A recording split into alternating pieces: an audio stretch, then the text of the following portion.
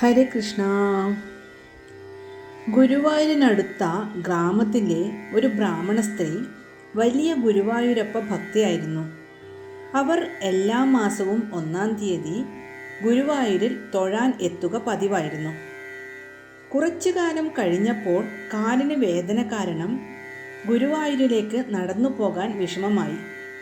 വാഹനത്തിൽ പോകുവാനുള്ള സാമ്പത്തിക ശേഷിയും അവർക്ക് ഉണ്ടായിരുന്നില്ല.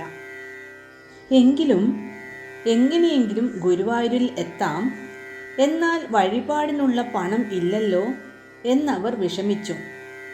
രാത്രിയിൽ ആ ഭക്തയ്ക്ക് ഉറക്കം വന്നതേയില്ല. ഭഗവാനെ തന്നെ പ്രാർത്ഥിച്ചു കിടന്നു. രാത്രിയിൽ ഭഗവാൻ സ്വപ്നദർശനം നൽകി ഇങ്ങനെ അറിയിച്ചു: ബസ് കൂലിക്കുള്ള 10 അണ നിങ്ങളുടെ സഞ്ചിയിൽ വെച്ചിട്ടുണ്ട്. വഴിപാടിൻ്റെ കാര്യത്തിൽ വിഷമിക്കേണ്ട.